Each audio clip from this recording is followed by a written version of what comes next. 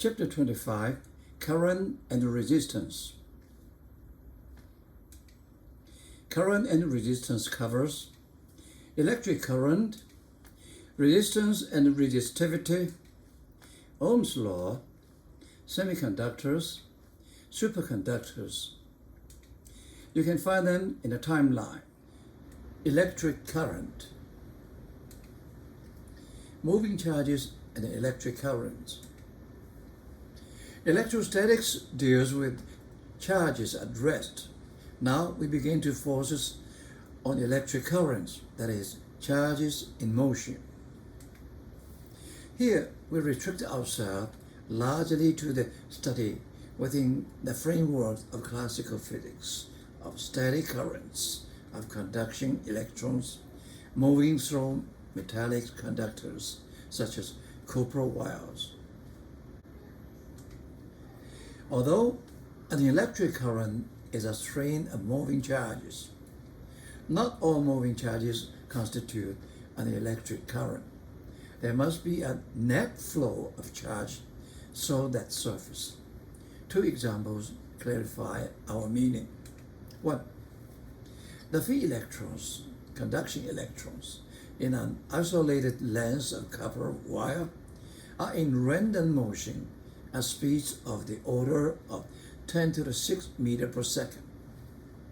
If you pass a hypothetical plane through such a wire, conduction electrons passing through it in both directions at the rate of many millions per second. Hence, there's no net transport of charge and there's no current through the wire. However, if you connect the ends of the wire to a battery, you slightly bias the flow in one direction, with the result that there now is a net transport of charge and thus an electric current through the wire. 2. The flow of water through a garden hose represents the directed flow of a positive charge, the proton in the water molecules, at rate of perhaps several million coulombs per second.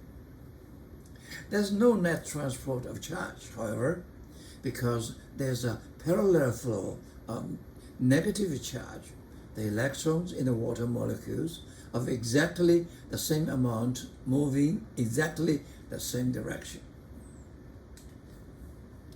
Electric current.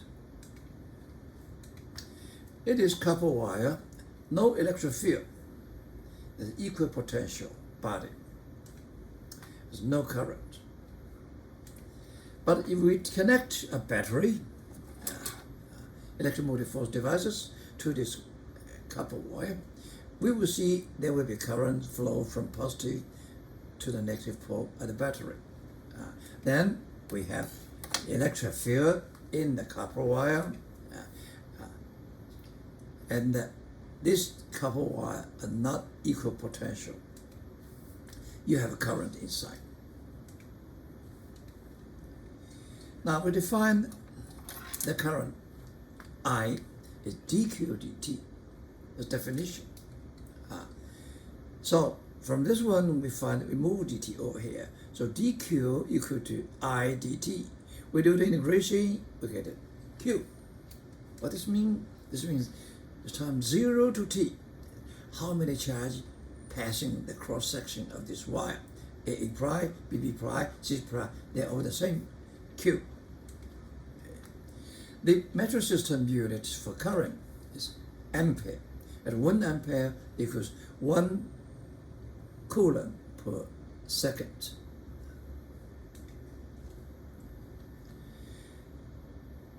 You look at the current, it has direction, but it's not a fact.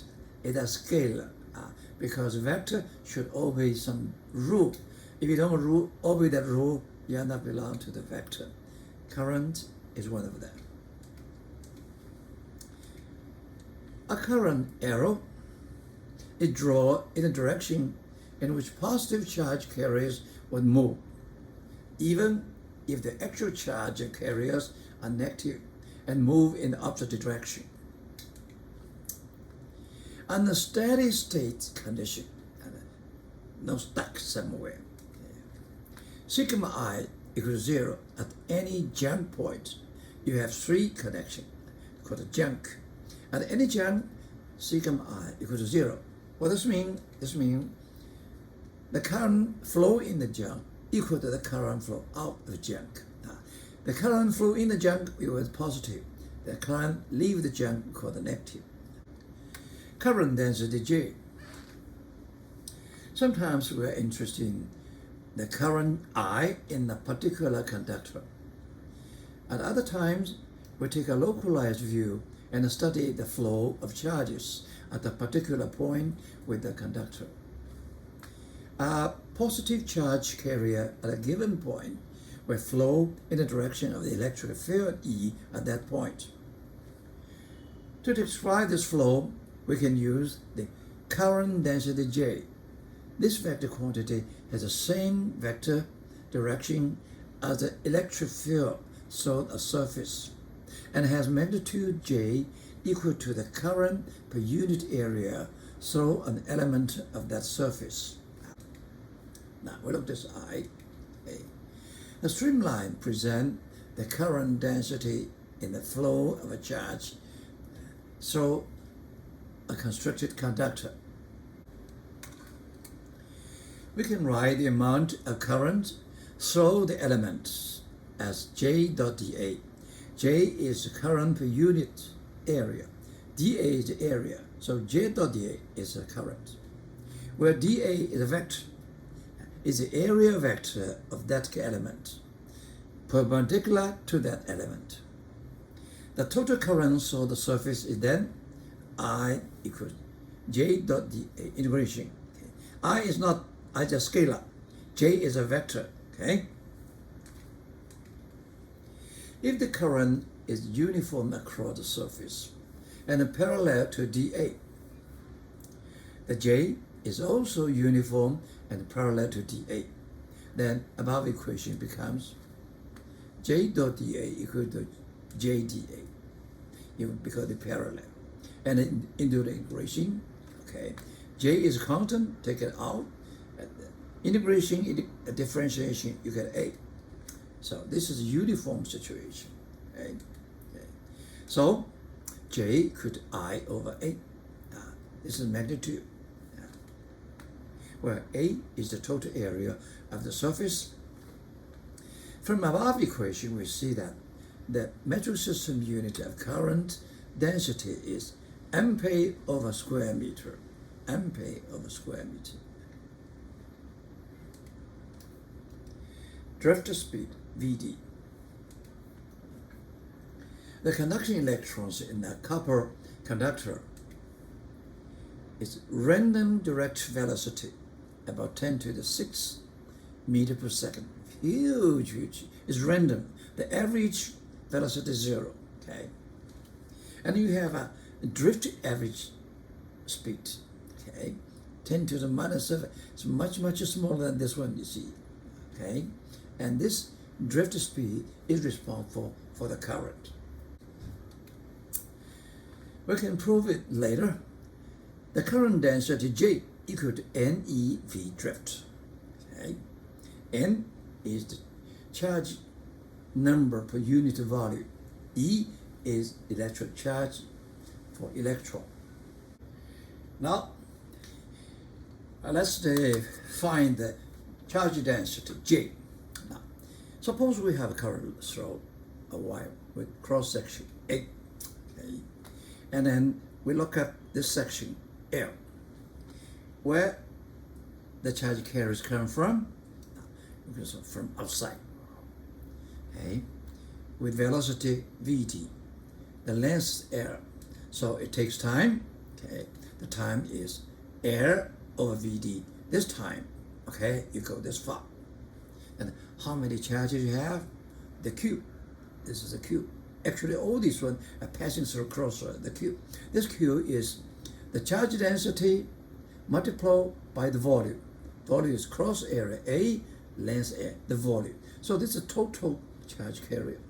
Each carrier with charge E. This is the Q. Okay. number times charge, the total Q. How much time? Now, in this time, L over Vc. Within this time, you have this charge flow in, right? So I is Q over delta T. You put it inside. Q is NALE. Delta T is L over V. So we find I. Well, cancel out the L, we get MC. And J is I over A per unit area current. Okay, and then equal to NEV. That's the formula we have to see. So J is related to directed speed. Okay, if the current is positive, then they have the same direction. If the current is negative, they have the opposite direction. Okay.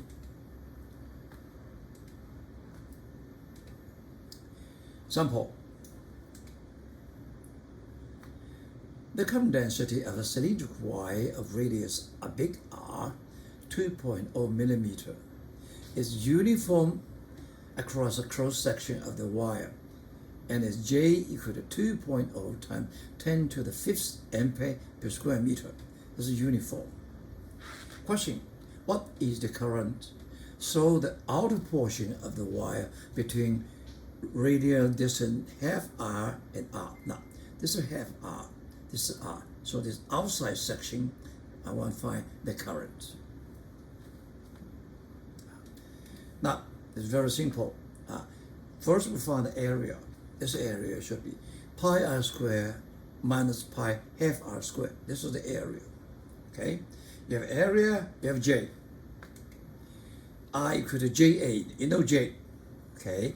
We have to write it in ampere. Okay, it's ampere. Put this one inside. Okay, we get current 1.98. Very easy. Question B. Suppose instead that the current density so a cross section varies with radial distance R and J equal to alpha R squared. The bigger the R, the larger the J. With alpha equals 3.0 times 10 to the 11 ampere per square meter, and R is in meters. What now is the current, so the same outer portion of the wire? We define the current, so this ring outer wire. But this time, the J are not uniform. Okay?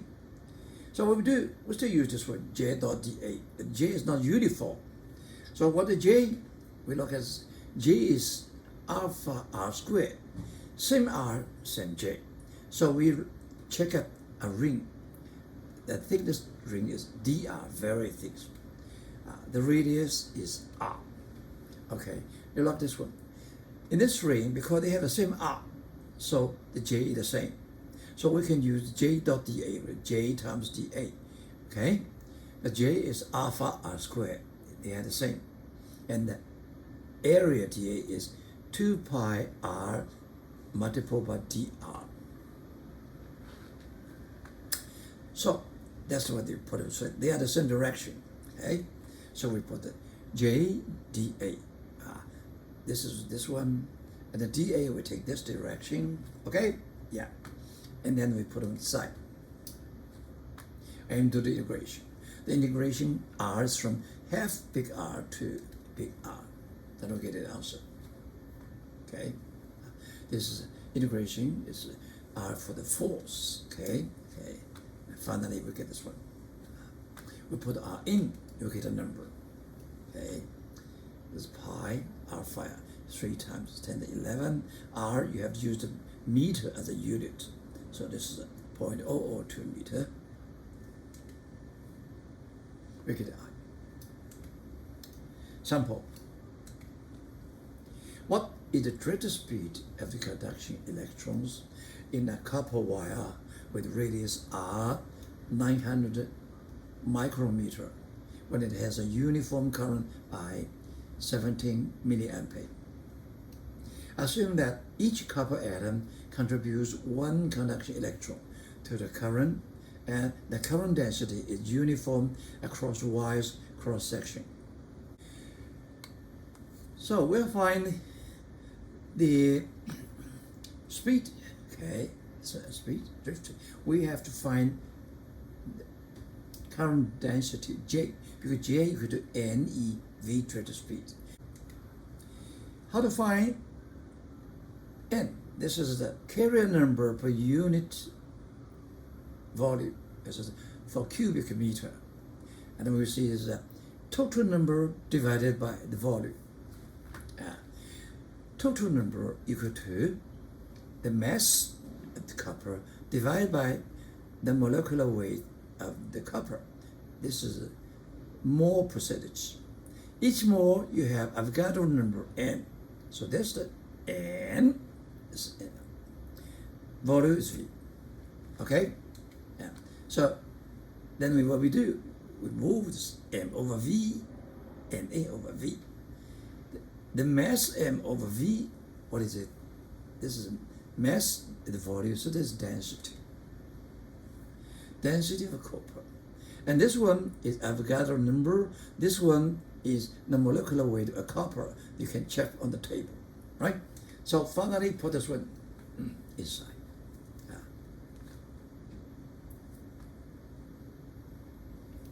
This can check everything, you get this one. All right, we know N, we know J. J equal to I over A. This is A is, okay, A, so this is J, J equal to NeV.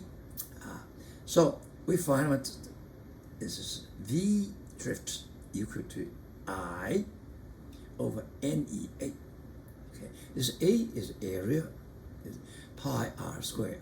We have R. We have to put the R as a meter as a unit. Okay, so we put number inside.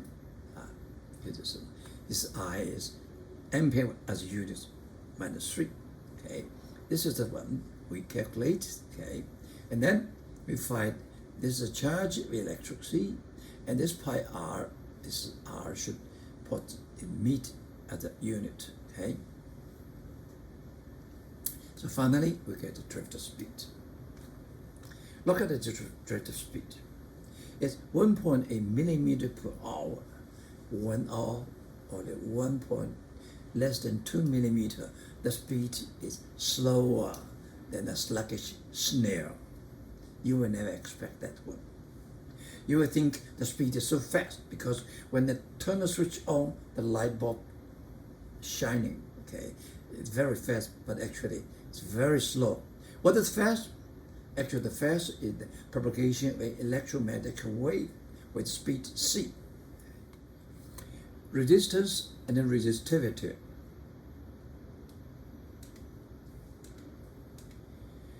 R equal to V over I. This definition.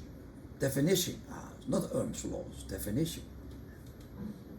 V is the potential difference between those two ends, and I is the current, so the conductor. Metric system unit of resistance 1 ohm equal to 1 volt of ampere. Volt or ampere. Symbol of a resistor, you have to write this, and sometimes like this one, and so on.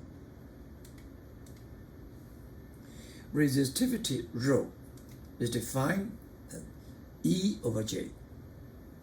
E is electric field, J is the charge density. At the same point, Metric system unit for resistivity rho is, this is E is volt over meter. J is ampere with meter squared. So we put them together, we get volt over ampere meters ohm dot meter. This is resistivity. We have a right form, vector form, E equal to rho J. This is for isotropic material. Conductivity defined sigma 1 over rho. This is definition. We know this one, we know conductivity. Metric system unit for the conductivity sigma is this over. You get it. This is ohm dot meter reverse. We call it S over meter. Calculating resistance from resistivity. We have a conductor. A cross area is A. and the length is L. This V is the voltage difference, potential difference. Okay, the I current over this one. So with the E equal to V over L. Okay, and the J is I over A. And the rho equal to E over J. We put the E inside, J inside, and we get the rho equal to V over I, A, L. You can see, V over R is I is R. So this is R, A, L. Okay. And then R equal to rho times L over A. We can imagine the longer the conductor, the larger the R. The larger the area, so the less the resistance. We look at that resistivity. The silver copper about 10 to the minus 8. Okay, and you see the glass, the inductor, 10 to the 14. Okay? And we have between them, we have a semiconductor. Okay, the difference is all these temperature coefficient of resistivity is positive, but semiconductor is negative. Negative means the temperature increase, the resistivity decrease. Resistivity variation with temperature. Look at this one. The temperature goes up, the resistivity goes up. Okay, this is room temperature. It changes to temperature. Delta rho equal to alpha rho 0 delta T. That's the temperature change, proportional to temperature change, proportional original rho 0, and proportional coefficient alpha.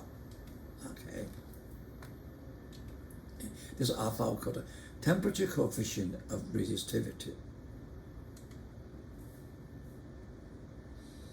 And it's a temperature function.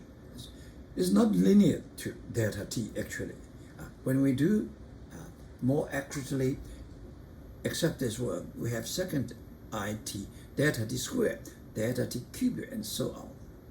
But these are beta, gamma are very small.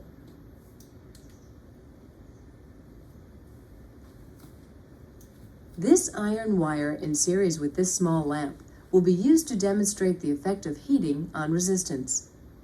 A current is sent through the wire and the bulb, which lights brightly. When a gas flame is lit beneath the wire, current through the wire drops and the bulb dims.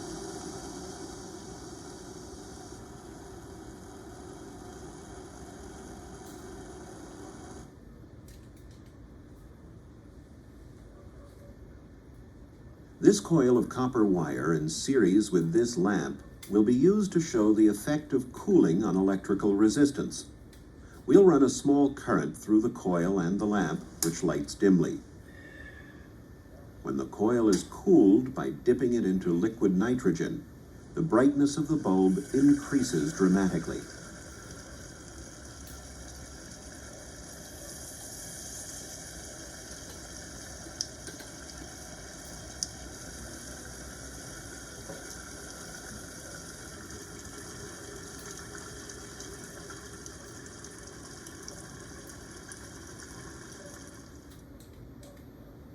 Simple.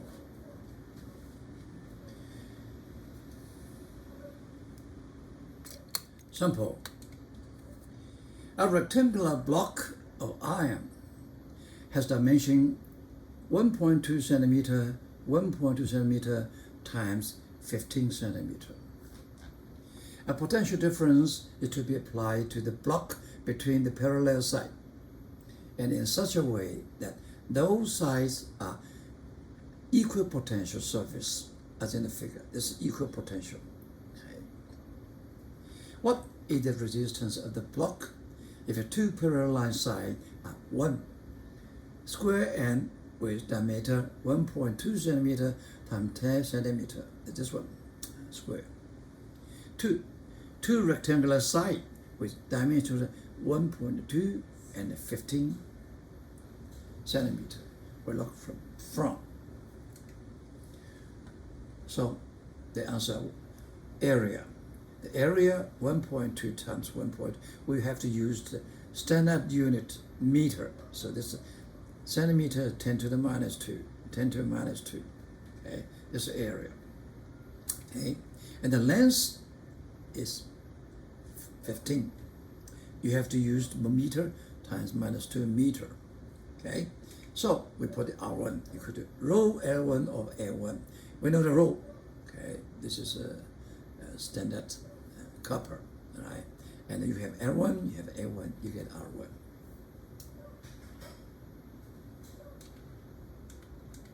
Two. The area is 1.2 times 10 to the minus 2 meter. And the 15 centimeters, 15 times 10 to the minus 2 meter, this is area.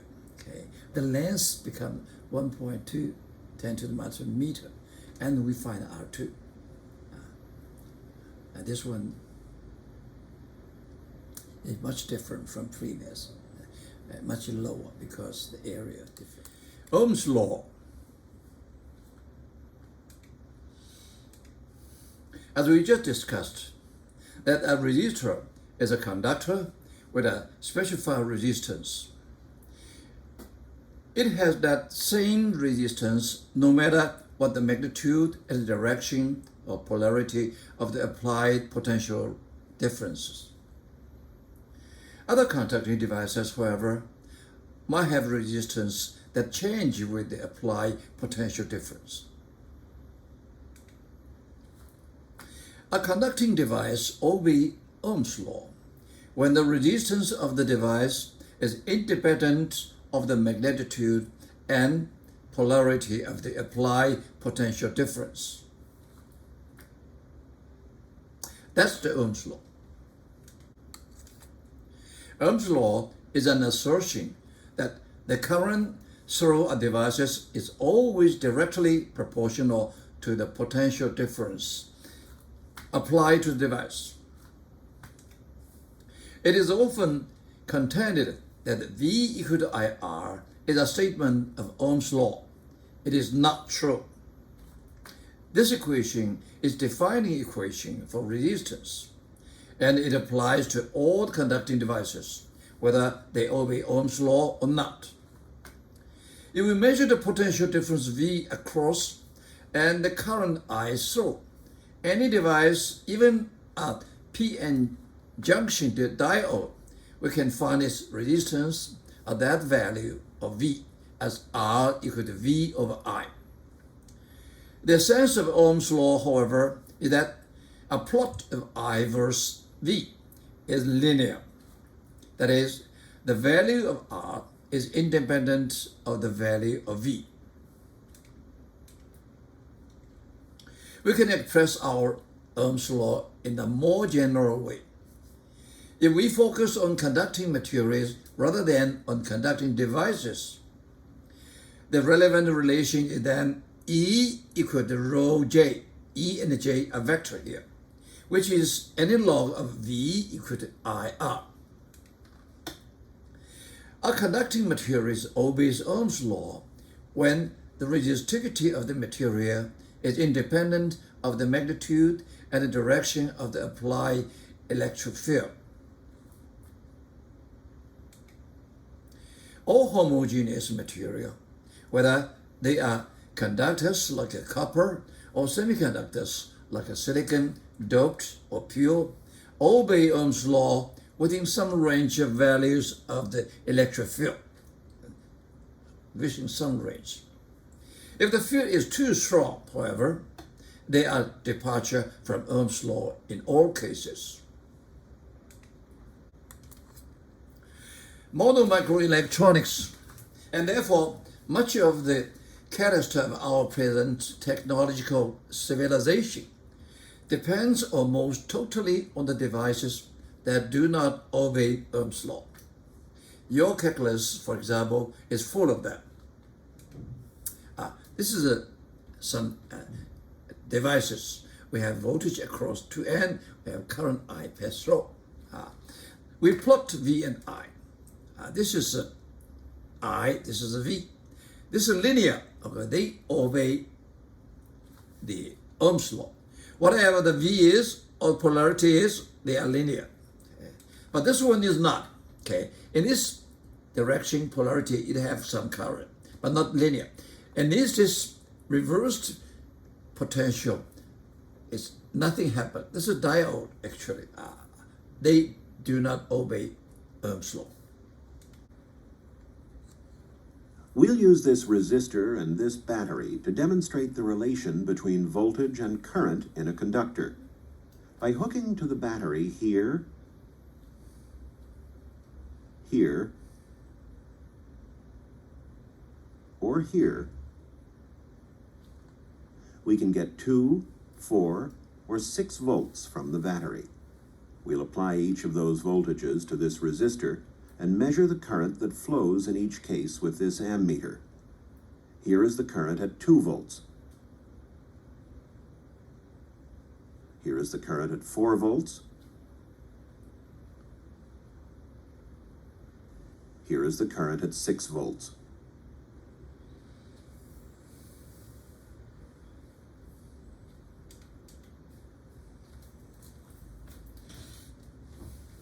These 5 wires have varying resistivities, diameters, and lengths.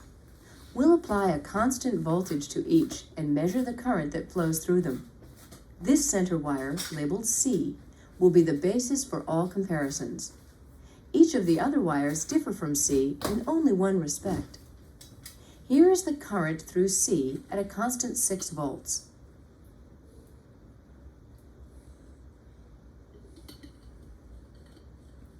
Wire A is identical to C in diameter and length, but is made of a different material. Here is the current flowing through A at 6 volts. Wire B is made of the same material as C and is the same length but has twice the diameter. Here is the current through B at 6 volts. Wires D and E are the same material as C and are the same diameter, but D is half the length of C and E is 1/4 the length of C. Here is the current through D. I'm grateful. I'm grateful. Here is the current through E. A microscopic view of Ohm's law. The conduction process at the atomic level. We base our analysis on the free electron model, in which we assume that the conducting electrons in the metal are free to move throughout the volume of the sample, like the molecules of a gas in a closed container. We also assume that the electrons collide not with one another, but only with the atoms of the metal. 1. The electrons in metals move with single effective speed, V effective, and this motion is essentially independent of temperature. For copper, V effective 1.6 times 10 to the 6 meter per second. Huge, large. That means in second, okay, you have the thousands kilometer. When we apply electric field to metal sample, the electron modify their random motion slightly and drift very slowly in a direction opposite that of the field with an average drift speed Vd. As we saw in above sample, problem B, the drift speed in a typical metallic conductor is about 4 times 10 to the minus 7 meter per second, less than the effective speed 1.6 times 10 to the 6 meter per second, but many orders of magnitude, about 10 to the minus 13 order. So when we apply the electric field, the motion of electron just modify slightly and indirectly, okay? Now we look this one. The black one is the original before we apply the electric field. After we apply field this direction, the electrics on average drifts in the opposite direction. And you see this one, and this one, and this one, and this one, they move to the right a little bit, just a little bit. And its acceleration of electron is F over m. F equal to EE. Okay. And we see the drift speed, it averages a torque. What is torque? Torque is the time, the average time interval between two successive collisions. Okay, which is also V equal to AT. AT is just the average time interval between two successive collisions. Okay, and what is A? A is EM over M, put it 12. And at the same time, in previous class, we know that V drift speed equal to J over NE. Oh, J equal to NE, V speed. They should be the same, so we make it equal. J over M equal to EE tau over C. In this case, we say EJ. They have relationship E equal to M E square, M over E square N tau J. So that means, by definition, that resistivity equal to M over E square N tau. Okay. Well, in order to obey the Ohm's law, this must be a constant. Okay, a constant.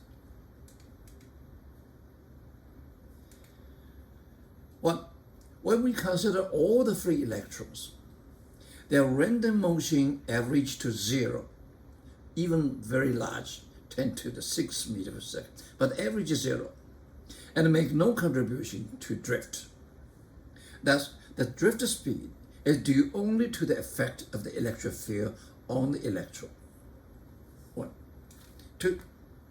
Above equation may be taken as a statement that metals obey Ohm's law. If we can show that for metal, rho is a constant, independent of the stress of the applied electric field E, the average time or mean free time torque between collisions can be considered to be a constant, independent of the stress of the applied electric field, because the drift speed, V drift, caused by the field is about 1 billion times smaller than effective speed.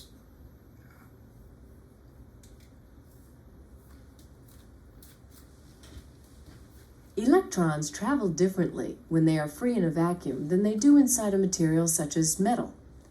We'll use these ball bearings to simulate electrons and show the differences between the two situations. A board with side rails is used to model the motions of the electrons in a vacuum when there is an electric field present. This board has a number of nails on the surface of the wood, corresponding to the atoms in a piece of metal. When the bearings are added and the board is tilted as before, collisions with the nails slow the bearings, just as collisions with atoms slow the progress of electrons through a metal. Example. Question A. What is the mean free time torque between collisions for the conduction electrons in copper? Want the torque. Okay. Which the torque is M over NE squared rho. We have everything. Okay. We just put the number. The M is the electron mass electron. We have used the kilogram, 9.1 times 10 to the minus 31. This is the charge carriers per unit volume for copper. We have calculated before, 8.4, 9 times 10 to the 28. That means in a cubic meter, you have this kind of number of electrons in copper. E is 1.6 times with 10 to the minus 19 squared. And this rho, we have measured, calculated 1.96 times 10 to the minus 8. So get a torque. The torque is 2.5 times 10 to the minus 14 second. Now, you look at this 10 to the minus second. So you can imagine how busy the electron in the copper. Okay, every this time you have a collection. This is so short, right? Question B. The mean free path number of the conduction electrons in a conductor is the average distance traveled by an electron between collisions. This definition parallels that for the mean free path of molecules in a gas. What is the lambda for the conducting electron in copper? Assuming that their effective speed, V effective, is 1.6 times 10 to the 6 meter per second. Okay. Now we just put the number. This is the lambda between the two successive collisions is the E effective velocity time, is the time interval between two successive collisions. We put this number inside. This is a very short time. This is a very large velocity, but put together, we find the lambda is only 4.0 times 10 to the minus 8 meter, at about 40 nanometer, very short. So we can imagine electron in the copper is so busy collide that every 40 nanometer it collide once, right? Every 2.5 times 10 to the minus 40 it collide once. Power in electric circuits. This is the battery, okay? We have a current, this is the devices. It can be transferred to mechanical energy, like a motor. It can be transferred a chemical energy, like a charger battery. Okay? It can be transferred to thermal energy, like a heater, and so on. Okay? And the energy it supply is dq. We have a dq in, you have a voltage V, dqV is the du, the energy it consumes. Okay. And dq equal to I dt. Now, what is power? What is power? Power is dq dt.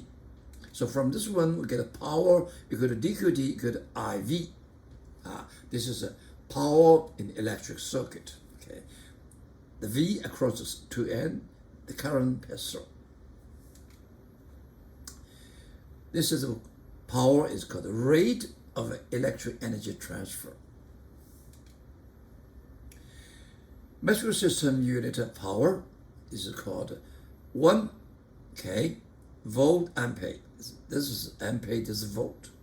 And the volt we know equal to joule over coulomb. Okay, and ampere equal to coulomb per second. And as the coulomb cancelled out, it's become 1 joule per second. Or this is a unit of watts. Okay, the power, like in mechanics, watt.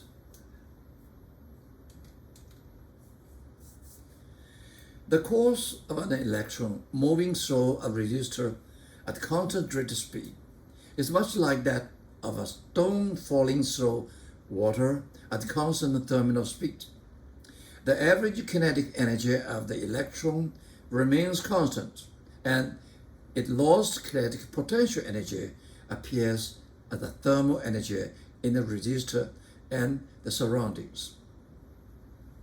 On a microscopic scale, this energy transfer is due to collisions between the electron and the molecules of the resistor, which leads to an increasing in the temperature of the lattice.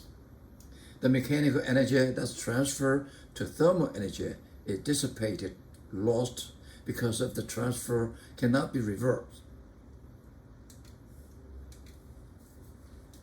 For a resistor, we can combine equation R equal to V over I and V equal to IV to obtain for the rate of electrical energy dissipation in a resistor. Remember, in a resistor, you have this information. So the P is IV. We put the V equal to IR, we get I squared R, or P equal to V squared over R. However, we must be careful to distinguish these two new equations. P equal to IV applies to electrical energy transfer of all kinds, and P equal to I squared R and P equal to V squared over R apply only to the transfer of electrical potential energy to thermal energy in the resistance.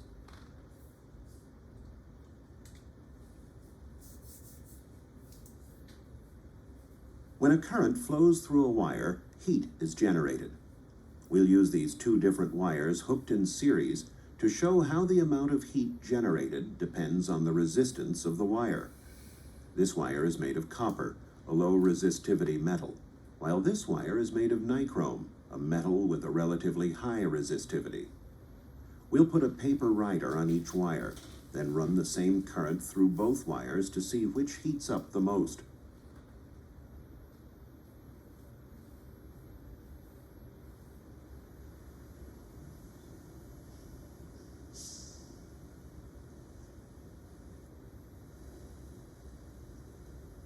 The nichrome wire burns its rider almost immediately, but the rider on the copper wire isn't even scorched.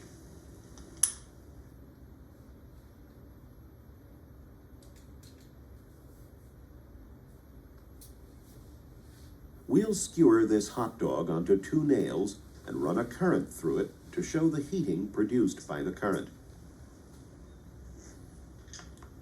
110 volts are applied to the nails, and a current begins to flow through the hot dog. After a few minutes, the hot dog begins to steam from the heat produced by the current.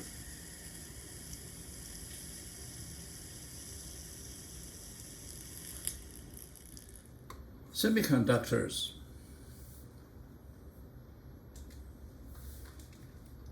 Semiconducting devices are at the heart of the microelectronics revolution that has so influenced our lives. Look at the table. Some electric property of the copper and the silicon. Copper is conductor, silicon is kind of a semiconductor. We see the charge carrying density for copper is 9 times 10 to the 28, and this silicon is 10 to the 16. It's much slower than this one. And the resistivity for copper is 10 to the minus 8, and this is a 10 to the 3. So this is resistivity this is a high, this is a low, this is a copper. And we see the temperature coefficient. For copper is positive, for silicon is negative. This is a very key point. When the temperature goes up, the resistivity goes down, and then that's easy to conduct. This is the first transistor, and that changed our world. This is an electric device using semiconductor materials. Today, many thousands of these devices can be placed on a thin wafer, a few millimeters wide.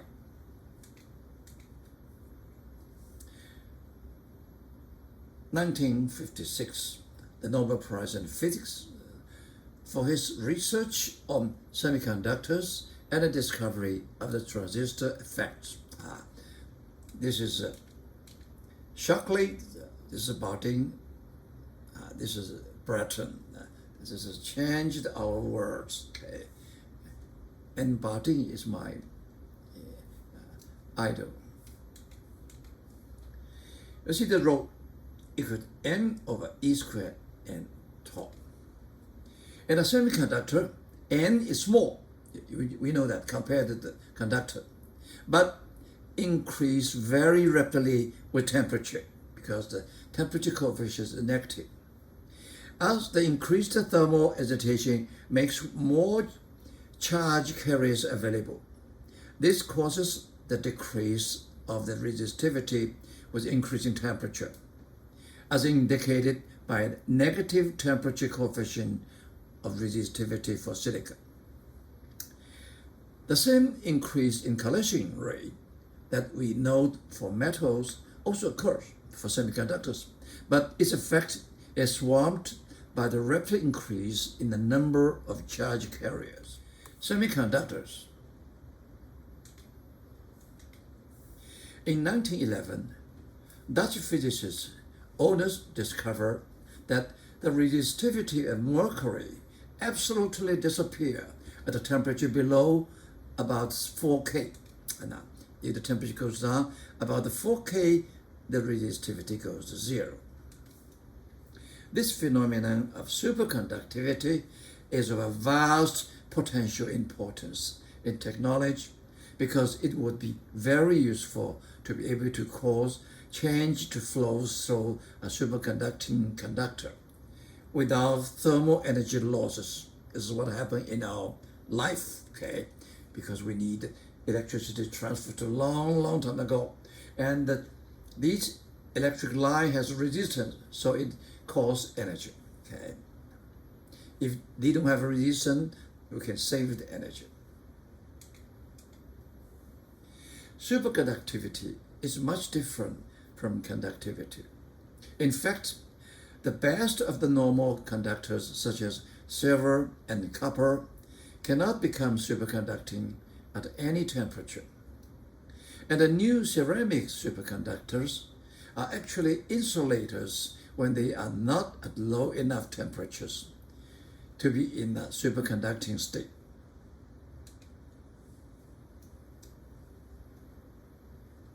This disk is made of a superconducting material that conducts current with no resistance at low temperatures. When the disk is cooled in liquid nitrogen, a small, powerful magnet will levitate above the disk.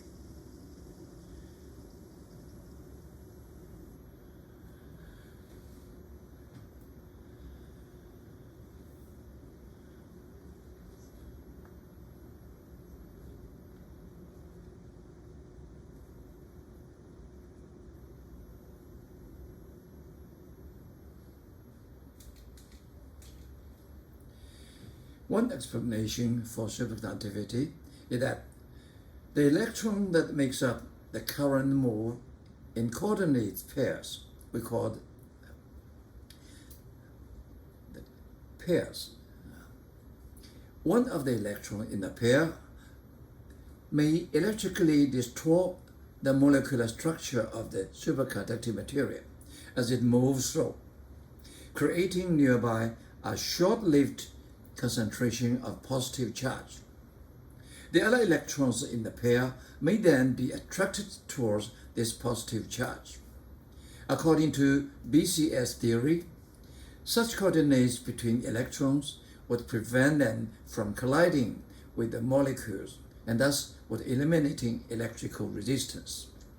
The theory worked well to explain the pre-1986 lower temperature superconductors. But new theories appears to be needed for the newer, higher temperature superconductors. 1972, Nobel Prize in Physics for developing theory of superconductivity, usually called the BCS theory. This is B. Barting, we saw it as my idol. This is a Cooper, this electron Cooper pair, and this is Schrieffer. Okay.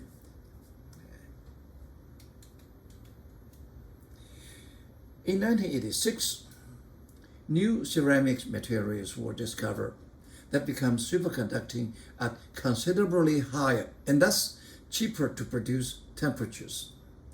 Practical application of superconducting devices at room temperature may eventually become feasible. Recently, 40 years ago, we have a new conducting material they called conducting polymers.